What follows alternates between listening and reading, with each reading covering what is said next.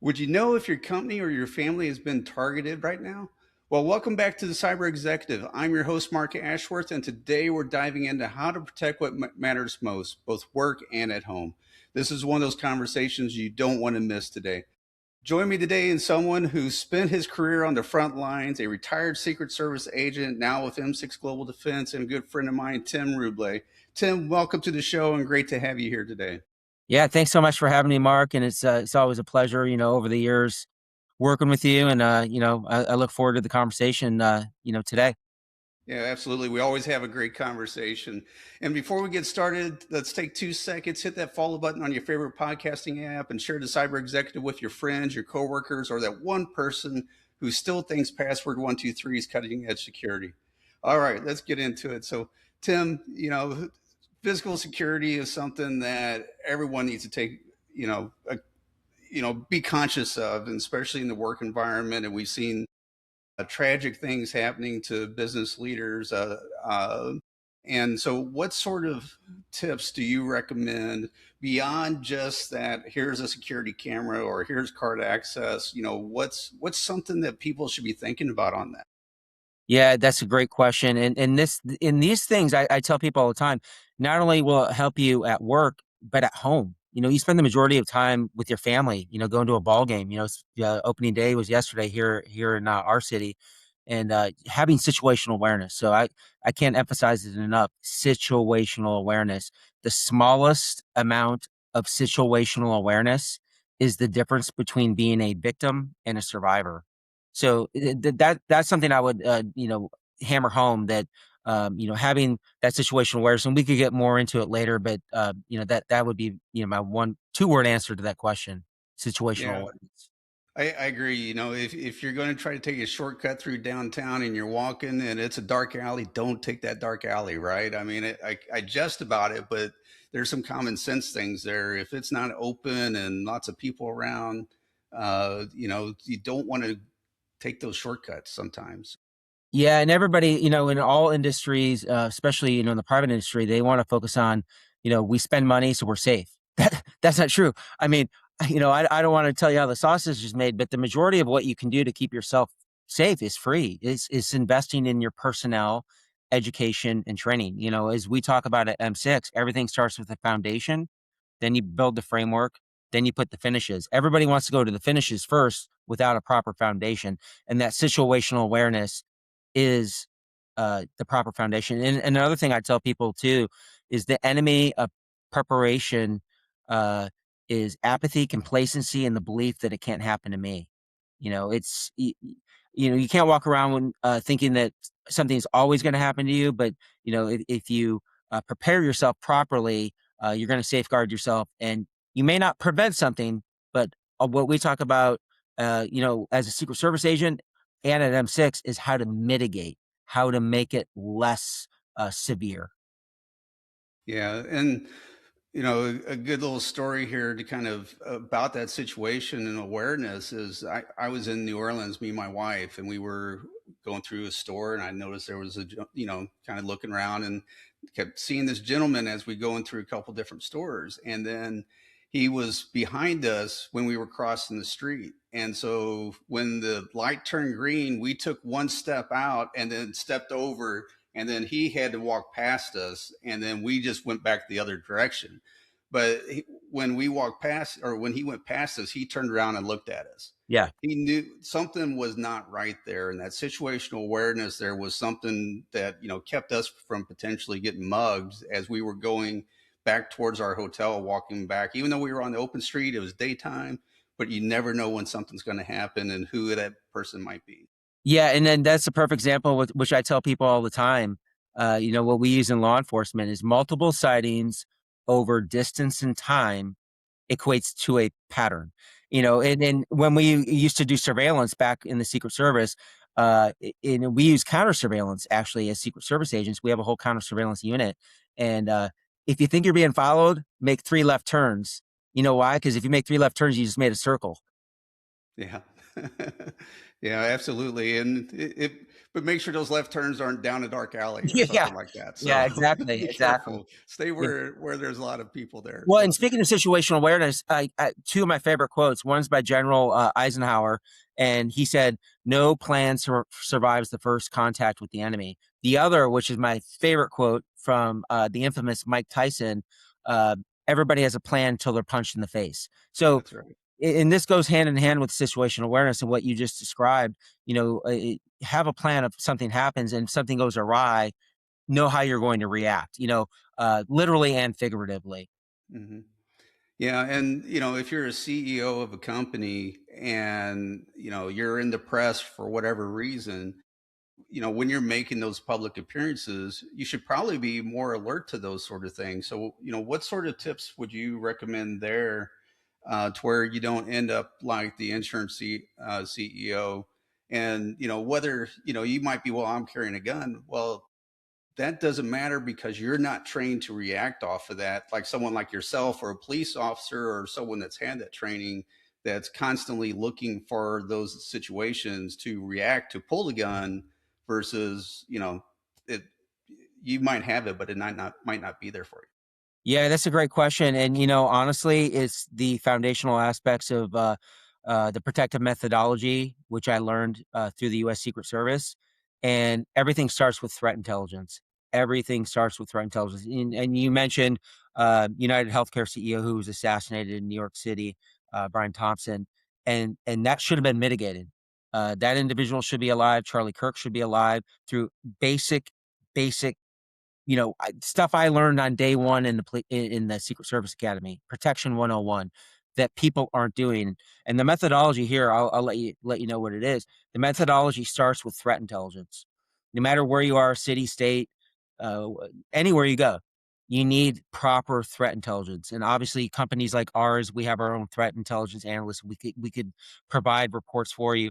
Or if you're just an individual, I tell you what, anywhere I've gone in the world, I love watching the local news. It's the free source of local intelligence. You could tell what type of city you're in if the first 10 minutes are, violent story after violent story. And you can like, oh, I might want to stay out of this particular neighborhood. Oh shoot. I have a hotel in the neighborhood they mentioned where there was a violent crime, last night or whatever. So everything starts with threat intelligence, then a site assessment. And obviously, a site assessment for an executive protection function like Brian Thompson is different. You do in advance, but when we break it down to you and me, and we're going somewhere for the first time, I don't know about you. When I arrive a city, I run the route the night before to make sure I know. All right, this is the way I should go. This is where I should park. And for me, where's the closest Starbucks? So you have a general idea of your surroundings and you have to do that advanced work. You just don't show up blindly. So in a Cliff Note version, threat intelligence and site assessments to answer the question.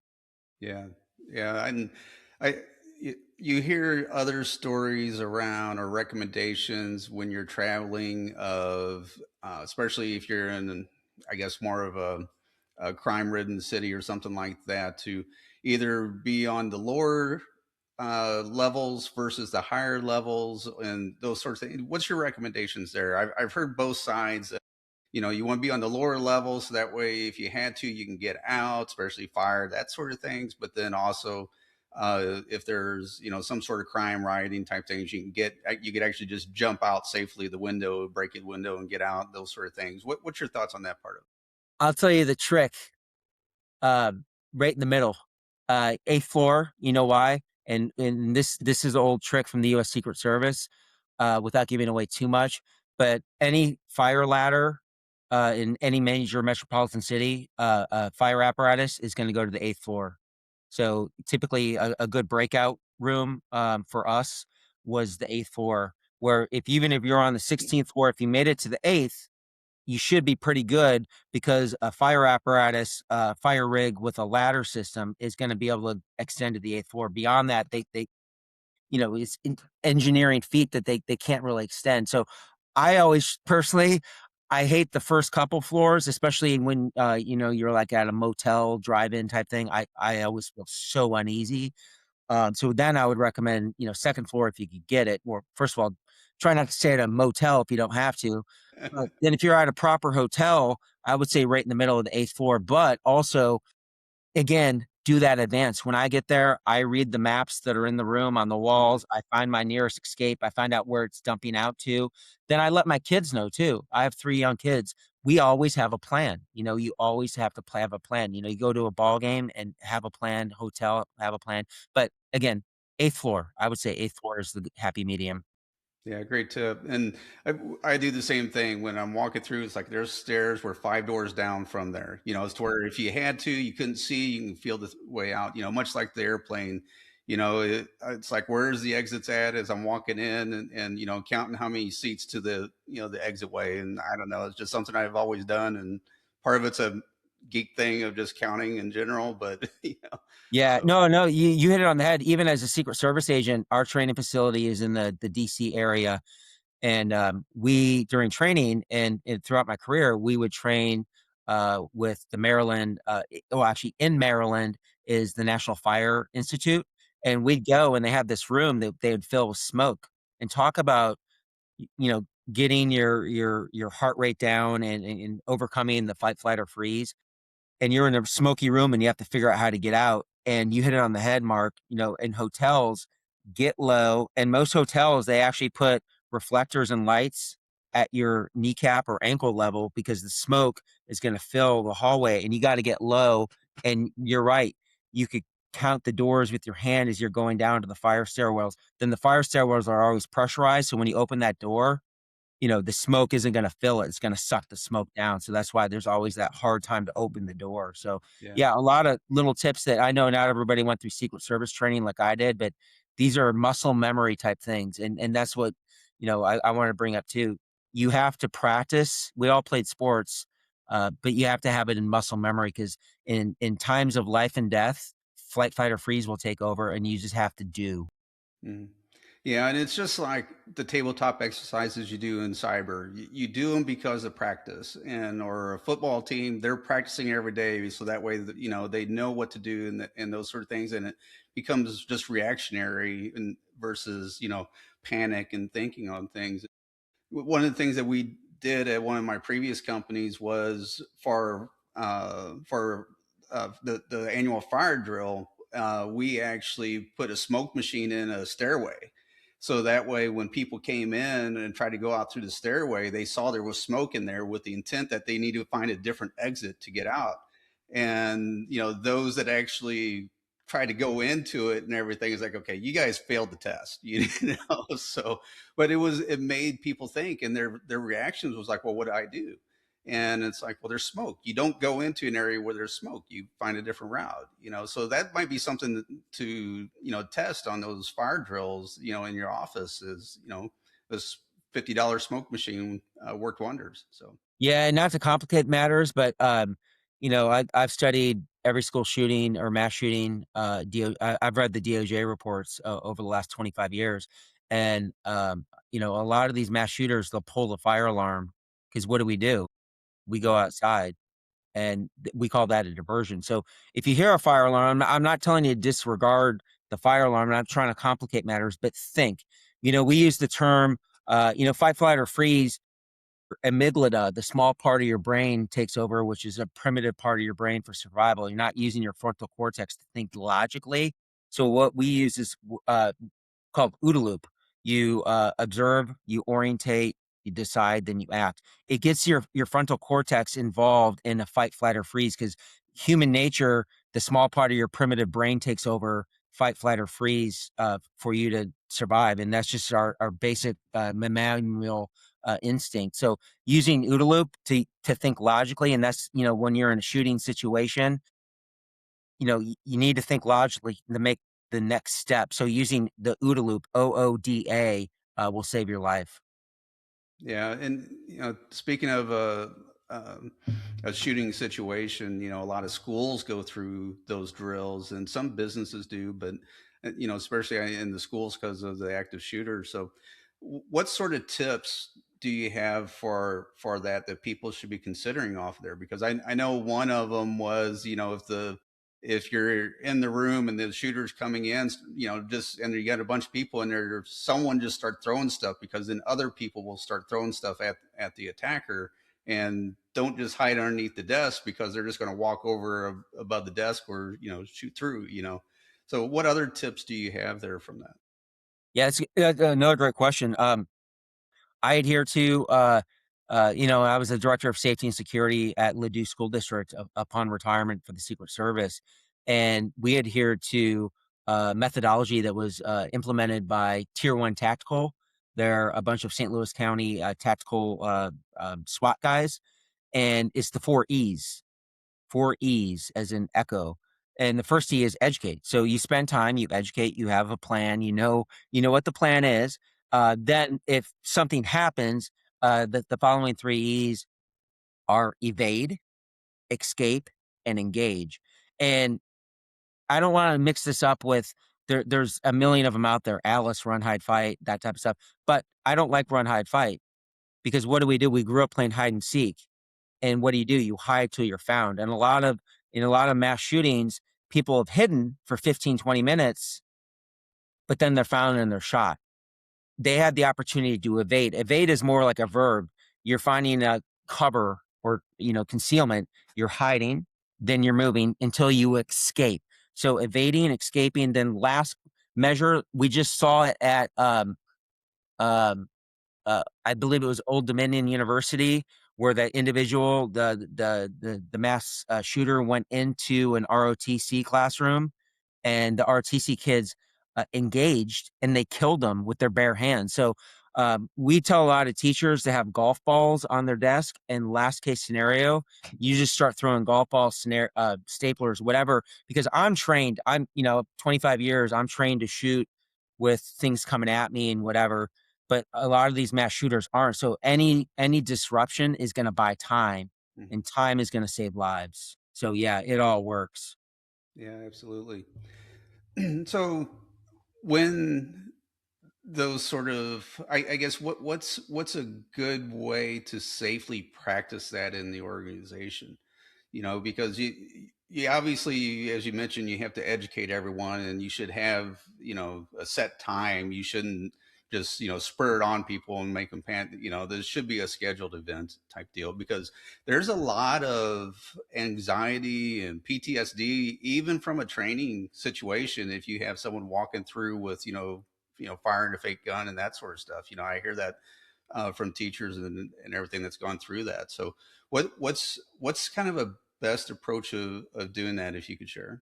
Yeah, it's a slow burn. Rome wasn't built in a day, and first of all, you need a proper safety official to take the reins of this process, because this is a process. You just can't do it overnight. So, kind of like what I mentioned with the foundational blocks of a Secret Service agent, that individual, that company, whomever it may be, they need to come in and develop an EOP. An EOP is an emergency operations plan. It's all encompassing. It has everything from active shooter, tornado, to earthquake, to carbon monoxide, on and on and on and on. So you have an emergency operation plan. Then that is broken down to an ERP, which is an emergency response plan. So then everybody has that, and it can be deliverable. There's actually what I would highly recommend. There's something called the Mobile Emergency Response Plan, or MERP, and you have the old flip charts that nobody read, and it's on your phone. So you could go through and, like I said with the 4 E's, you're educating people at a staff meeting, 5 minutes. So you're just kind of, slow burn. And I like to use the term crawl, walk, run. So, like you mentioned, trust me, as a director of safety and security for a school district, I had a lot of parents saying, "Hey, I don't want my kid to be a part of the intruder drill because it's traumatic." And I immediately say, "Hey, do you travel?" "Oh, of course we do." I'm like, "When's the last time you flew?" "Oh, last year we went to Disney." I'm like, "Okay, did you sit out when the flight attendants talked about what can happen pre-flight, you know, uh, you know, getting the life vest on, crashing, whatever?" I go, "You do realize that plane could crash, could be hijacked, but you don't, that wasn't traumatic." I said, "This is the same thing. You're making it traumatic because you're telling your kid it's going to be traumatic. There's Mhm. nothing traumatic about it." So it's that crawl, walk, run. And usually in these scenarios, when you finally get to that training phase, you start off slow. It could be like typically what happens in schools anyway. It could be a medical emergency, a fight, some sort of disruption. Then by the end of the day, when everybody's up and they have their confidence, then you go to, maybe an active shooter scenario. And if it's appropriate, you're using a cap gun. And Mhm. just to get that level of that fight, flight, or freeze up to let people know, in fight, flight, or freeze that, the first thing that goes is your fine motor skills. You're like, why are my hands shaking? Because Mhm. your blood is rushing to your core. You get tunnel vision because the blood's rushing to your brain. You get auditory hearing, all these things, unless you've been through it and been punched in the face, you don't know. But you need to get to that level in training. So when it happens in real life, you're like, what is happening to me? Your heart rate's going, 150 a minute. It's just like sports. I Mhm. relate it to sports. I know that was long-winded, but it's a very important question that Yeah. needs to be answered thoroughly. So thank you. Yeah, and probably also in those baby steps to that end result, having the teachers and the staff go through it alone before you would introduce children to that mix and stuff. So that Of way course. they can be a little bit more experienced. They're not panicking, and then they're taking, hopefully the children are taking the adults lead there on what to do during that mix. You hit it on the head, and yeah, we never ever when we do it in shooter drills at, the school district I came from, we did, 4 a year, 2 Mhm. per semester, it equated to the 4 E's, if you're following me. We never were shooting cap guns with kids present, ever, ever, ever. That was simply once a year for the staff because, in this world, we have, sheep, sheepdog, and wolves, and the teachers are the sheepdog. The kids are gonna follow the teachers, right? So the teachers need to be stress inoculated so they know what to do and then they know how they're going to react and they could wrangle the kids. So yeah, that's an important point. The kids are never hearing cap guns. It's just simply over the intercom. A scenario. Hey, we have we're going to do an intruder drill and we have a individual with a dark hoodie entering at the main entrance. Then it gives people the option with the 4 E's. If you're a teacher in the back of the building, they just get out, they escape. So it's an option-based thing and people love it. Mhm. Yeah, yeah, and that's a good point of not introducing the cap gun when the children's involved with that. Keep Yeah. that with the adult part of it because that's gonna be way too much, and yeah, that will bring it to a bad, Yeah. stress level, so Yeah. especially Yeah. the little kids, that Yeah. that would be way too much. So, Yeah. yeah. So let's kind of shift a little bit to talk about protecting our family and everything, and whether it's at home or on trips. And it may be different too if you're living out in the country where there's no one around you versus living in the city. So, what's some from a protecting the home standpoint, what is some good guidelines outside of making sure your doors are locked, maybe a ring camera outside at all your entrances or something like that. What's your thoughts on that? Yeah, no, that's a great question. So, and this goes hand in hand, and this applies to schools, corporations, everything. Sometimes we overthink it, but it's four main things, and it all starts with securable spaces. You mentioned it. Go around, lock your doors. Most criminals are going to go for a crime at opportunity. Lock your car doors in the driveway so there's not a car clotting. Lock your front doors. And, it's pretty simple common sense things. But as I say, sometimes common sense is not a common virtue.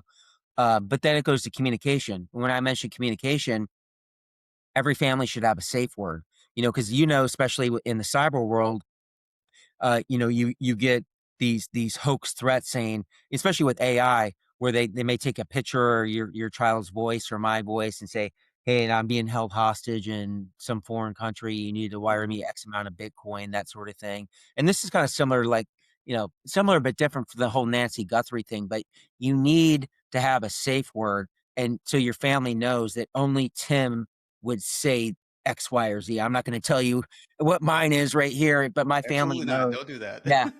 But then also, I use the term, you need to have standard response protocols. It's so standard language within the house, and knowing, I have my youngest is 7, but she knows her my phone number, my wife's phone number.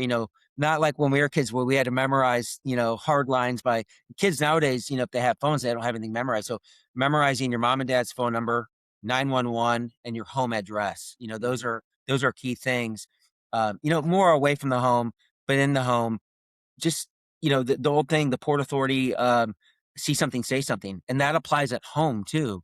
My kids were like, "Hey, Dad, I heard a noise. Can you go check it out?" Just little things. An ounce of prevention goes a long way. And the last thing is behavioral threat. Just kind of knowing what's out of place. You got in the cyber world too. You need to know what's normal. What your baseline is. Then what's abnormal. So 4 pretty simple things that you could apply to business, Fortune 500 company, cyber, outside the home and in the home. Yeah, definitely. And we've had safe words for our family since our kids were in like first grade. And, something that was very simple and for the younger kids, especially like you know, pre-K and first grade, make sure they know their last name. That's that was something that when my wife was teaching and when the younger kids would come up, some of them didn't really know their last name, or their mom and dad's real name, not mom and dad. Yeah, yeah, So those younger ones, it's something obvious, but you got to make sure that you remember that. And nowadays, and I've heard of scams where they've taken with like 3 seconds of audio clip from someone's voicemail because they left a voicemail, or they leave a custom message on their voicemail, and then taken that, made it as an audio clip as if they were kidnapped and then wanting a ransom.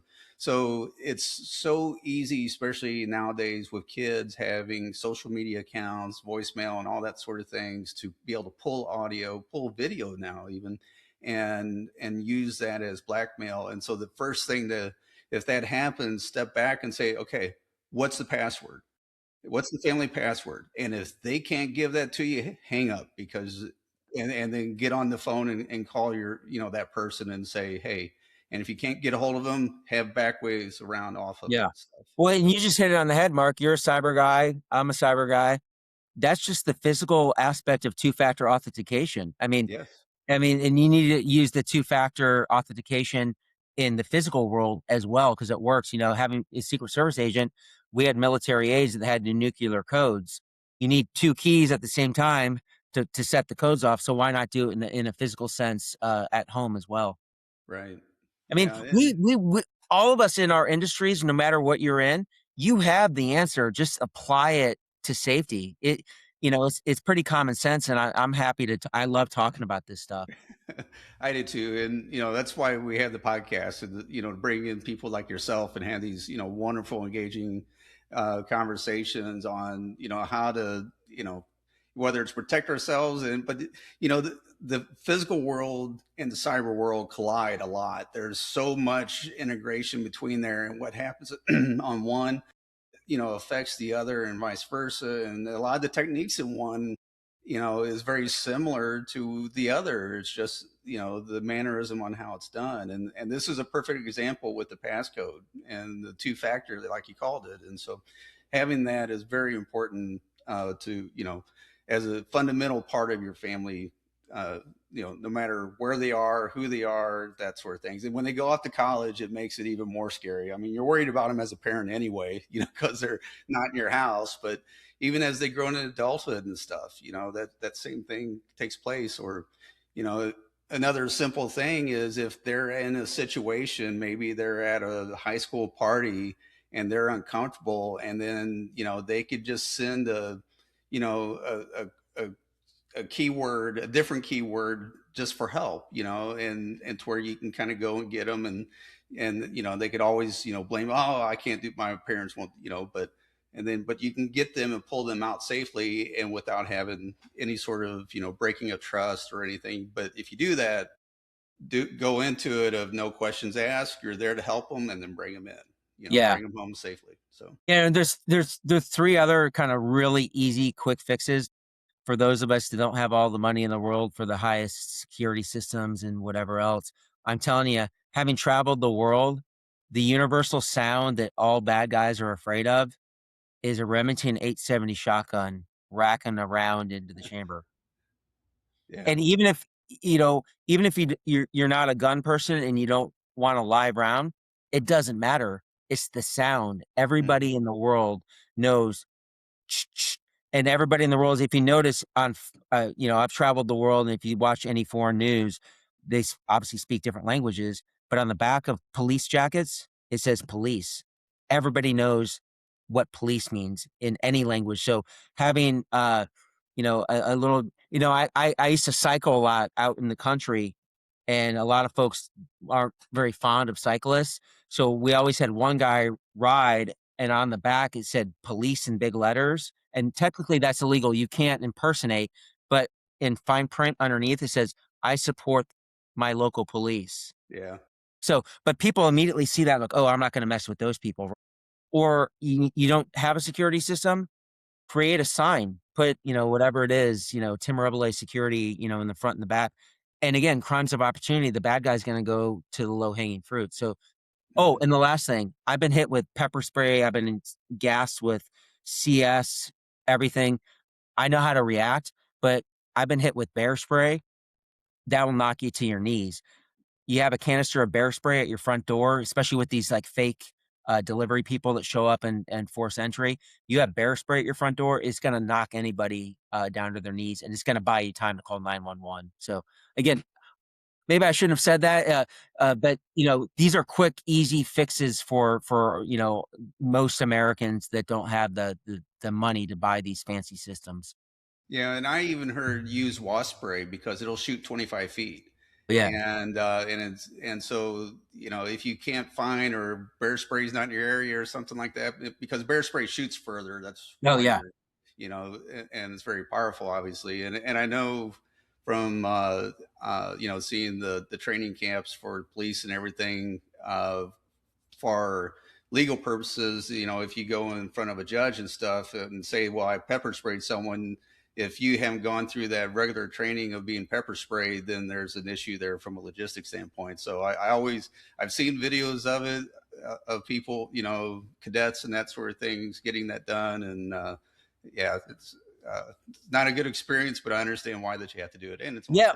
temporary. We had a guy. I won't say where or when, but we had a guy in a convenience store in somewhere in the U.S. and the store was being robbed, and he had a cup of coffee in his hand. He just threw a hot cup of coffee on the guy, and it ended the attack, and he didn't have to draw his weapon or anything. So like just thinking through things, and like I said, using the frontal cortex in that time of stress. Hmm. Yeah, and it could be even a soda. It doesn't have to, but just Yeah, that yeah, shock because something is in their face, and it gives that hesitation long enough to where you could react and do something off of there. And yeah. that's what you're looking for. And that goes back to what we're talking about in the schools, engaging the bad guy, Hmm. throwing something at him is you're going to buy time, and then you can create separation and space. Just like if you're being chased by an alligator, run. The same thing with a bad guy, just move. Moving saves lives. The 80% of shootings occur within 3 to 5 feet and are over in 3 to 5 seconds. So if you move, you increase your chances of survival, exponentially.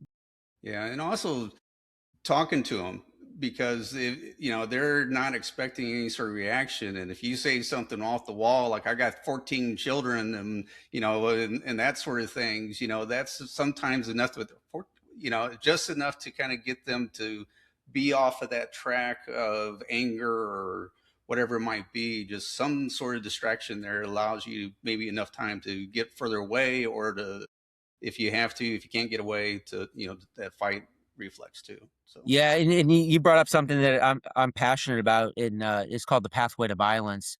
And knowing the pathway to violence, no human being goes from I'm sorry, nonviolent to violent like that. Everything is on a pathway. It starts with a grievance to ideation to planning, research, probing, and execution. So if you get somebody off the pathway, everything starts with whatever that grievance is. If you talk to them, then they start going back down the pathway before they execute Mhm. uh, whatever they're going to do. Yeah, very good point. So, Tim, one of the things I do with all my guests is kind of ask some kind of general questions here. And so, for example, what is something in the security industry do you think that we could be doing better? Well, yeah, that's I love that question. I think what we could be doing better, especially with the world we live in, a lot of times people they go one of two routes with technology. They overuse it, then they forget the human element, or they're scared of it and there's too much human element. We need to find that happy medium and leverage technology in a proactive manner to be a force multiplier. We're never going to get rid of the human element with what you do, with what I do, because we need to be, the logic behind the system. But finding that happy medium of leveraging technology in a proper manner to reduce manpower, but then effectively create a better security posture. So that would be the biggest thing that I would say. Then also, to follow up on it, I I'm so passionate about, schools and keeping people safe and, mitigating mass shootings. I'm so tired of every 4 weeks a local police chief getting on saying thoughts and prayers, thoughts and prayers, thoughts and Hmm. prayers. And I recently worked with a particular archdiocese, and I was talking to a priest, and, you know, we need action. We need more action. We need to stop talking about it. There's a solution out there. And it's not we're overthinking it. It's a pretty simple solution if we all come together and do it, but we all need to take action. Prayers are great. Don't get me wrong. I'm very religious, but you need to, wear out the soles of your shoes with those prayers to be a man or a woman of action. Like Churchill said, I no longer listen to what people have to say. I look at their behavior because behavior never lies. So just leveraging technology with man and taking action and doing something about it. Yeah, good point. And you answered my second question without even having to do it. So that part was Yeah. good about, things of being tired about. And so finally, what is something that you're watching in the security industry that may be trending that, whether good or bad, or hopefully, more good that you're monitoring at this point? Yeah, what I'm monitoring at this point is, and this goes more to like a holistic approach in the security industry. There's so many people out there. I would tell people listening to this, anybody that is a self-proclaimed expert, maybe take a look into them. I never use that word. I like to think that, what I do and the folks I work with, uh, we're security professionals with a lot of experience. But the people in the industry providing the security measures, take a look. I'm not disparaging anybody, but look at the credentials, who they are, what they've done. Like I said from the onset with Charlie Kirk, you had individuals protecting him, but they didn't do the most basic protective measures. That individual should be alive if you had the proper people with the proper experience uh, around him. So that's that it's not one thing per se, like in the news, but it's just the industry in general. You have a lot of people selling snake oil, and they don't have any business being in this industry because where I come from in the U.S. Secret Service, we had a zero fail mission. If I had a bad day at work, somebody was going to get injured, or potentially somebody could lose their life, and we had to go to work every day pitching a no hitter. And that mentality I take with me every day with what I do now. Yeah, and thank you for everything that you have, that you are doing and everything that you've done in the past and all the teams that's out there. And, especially with all the turmoil that's going on right now, I know law enforcement is really taking a lot of heat on a lot of that. So thank all of them for what they do and everything. So Tim, this was an amazing conversation, and as always, we always have fantastic conversations, and we could probably go on for 2 hours talking about this sort of things, if not more. And so, thank you very much for being here today on the podcast. Yeah, absolutely. It was my pleasure. And, if enough folks hear this, I'd be more than happy to do part two and part three if necessary. Yeah, definitely. Yeah, we'll definitely have to bring you back and re-engage this some more. I do think. So, everyone else, thank you for hanging out with us today on this episode of the Cyber Executive. If you like what you've heard, hit that follow button on your favorite podcast app, and don't be shy to share it with your friends. The more, the merrier. Thank you, everyone, and until next time.